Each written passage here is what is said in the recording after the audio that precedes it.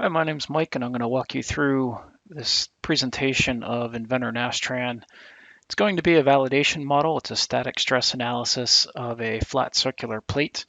The reason that I'm doing this is twofold. One, I like the validation models because they have a known solution. So that way we can set it up within the analysis package and make sure that we get the result that we expect. Uh, One of the issues would be, have we set up that model correctly? So it's a good way to know that and learn a little bit about how to set up models so that we can match the book value.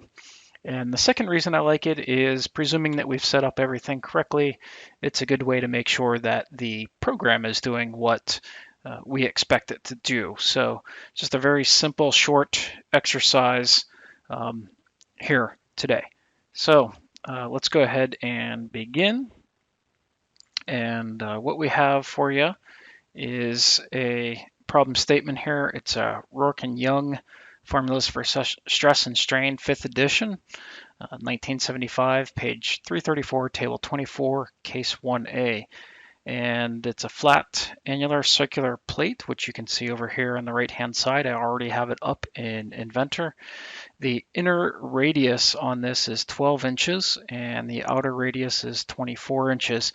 I've already done this model within Fusion, and that's up on the channel. And I mentioned, one of the things that I like about validation models is we know what the expected result is. And if you set it up incorrectly, then of course the results don't match. And ironically, as I built the model the first time, I made the inner diameter 12 inch and the outer diameter 24 inch when these measurements are actually the radii. So it was good to see, as soon as I saw that the value didn't match at the end, then I had to go back and find out where I went wrong in the setup. So, the usual suspects to check would be the dimensions of the model. Are they correct? The material properties, the magnitude of the loads, and the constraints that you have set up. So I once had a model some years ago. I'll tell a brief story. When I was doing support work and a user of the software, and I went back and forth for quite some time. I couldn't match the results that he anticipated. It was a press fit type of analysis, and he was saying it should only take this much force, and the program was telling him something different. So we went back and forth about whether the program was coming up with the wrong number. I was suspecting something on the inputs, and we went back and forth on material properties and so forth. And ultimately, after some period of time, we went back and checked the dimensions of the drawing, and the dimensions of the drawing were way off. So it's a great reason to utilize the validation models. So anyway, those are the dimensions of our model. The thickness is a 1/2 inch here. Modulus of elasticity that will be used is 27.5 E6, Poisson's ratio of 0.3. The outer edge is going to get simply supported. The inner edge will be free as far as constraints are concerned, but that is where the load's going to go. The load is defined as 50 pounds force per inch. If you calculate the circumference on the inside here, you get 75.398 inches. So the force at 50 pounds force per inch times that length would give you a force of 3,769 or 3770. Since we're doing a quarter model here, if we divide that force by 4, that tells us that we should apply a force of 942.478 pounds force on that edge. And then the goal, what we're looking for is a hoop stress of 22,340 and a vertical deflection of 0.4247. So let's go ahead and see how to set that up. When I am inside Autodesk Inventor, I'm going to go to Environments, and then I'm going to select Autodesk Inventor Nastran. That will move my model into the Nastran environment.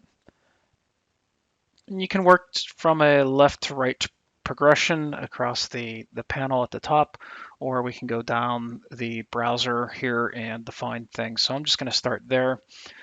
You can see because I brought in a solid model, the idealization is already set to a solid. If I just double click that, it's going to start with solid elements. using a global coordinate system, and we can define what the material is, or I can just double click on the material to access the material, and that is where we're going to change our properties. So I do need to define the modulus of elasticity, which again was 27.5 E6, and then Poisson's ratio right there was defined as 0.3. Lots of other different material models types that we can get into in Inventor Nastran. We'll explore some of that in some later videos. Let me go ahead and say OK to that. And then maybe the next thing we want to do is set up our constraints. So we'll go to constraints, and I'm going to do this simply supported at the outer edge here. So I'll go ahead and say free, and then what we want to constrain, looking at the mini axis, is TZ. So we'll check TZ, and we'll select that edge, and you can see that it has that edge selected, and we'll say OK to that. So the next thing that I need to do, because we quartered this model, is apply our symmetry constraints. And so this surface right here, the Y direction is perpendicular, so I can go constraints, tell it that I have a Y symmetry constraint, which sets the out of plane translation into 2 in-plane rotations. And we'll select that face and say OK. And then over here on this side of the model, the vector perpendicular would be the X direction, so I can set an X symmetry, and we'll say OK. So there's the constraints there. And then on this inside edge, that's where we're going to apply our load. So I'm going to select the load option. You can see all the different types of loads that we have. We're going to do a force in the -z direction. We'll plug in that force. It was 942.478. We'll say OK. Whoops, need to select the entity. Either vertices, edges, or surfaces can be selected. And we'll say OK. So there's our force. All right, so I think we've got just about everything defined that we need here. We do need to define a mesh. I can go into the mesh settings here. We know it's a 1/2 inch thick, so I'm just going to go fine on the mesh and say 0.25. Get about 2 elements through the thickness, and we'll generate the mesh. There we go. At that point, we have everything we need, so we can go ahead and run the analysis. And we should have results here just momentarily. Doesn't take very long for this analysis.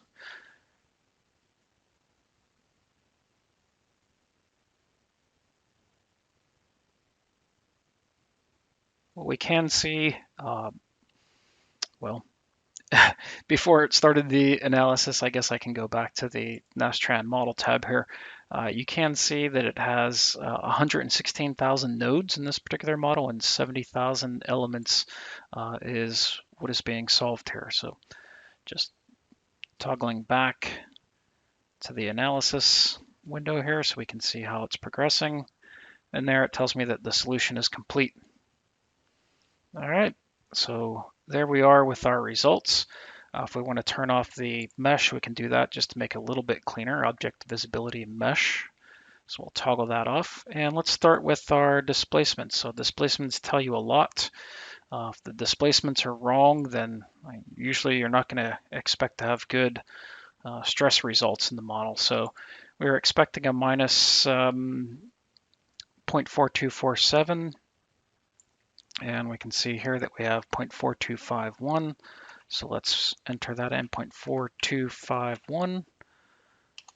And that tells us the percent difference in this model then is less than 0.1%. It's 0.09% different. And then we want to check our stress. And for that, what I'm going to do is go to the stress pull-down menu.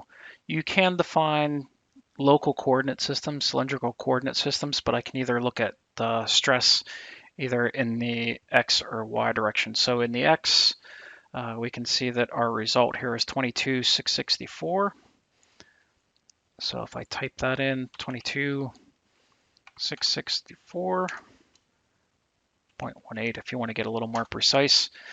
we can see that we matched the theoretical results within 1.45%. So it's less than 2% off of the hand calculation. So hopefully that's a reasonable outcome for you. I think that's a pretty good result.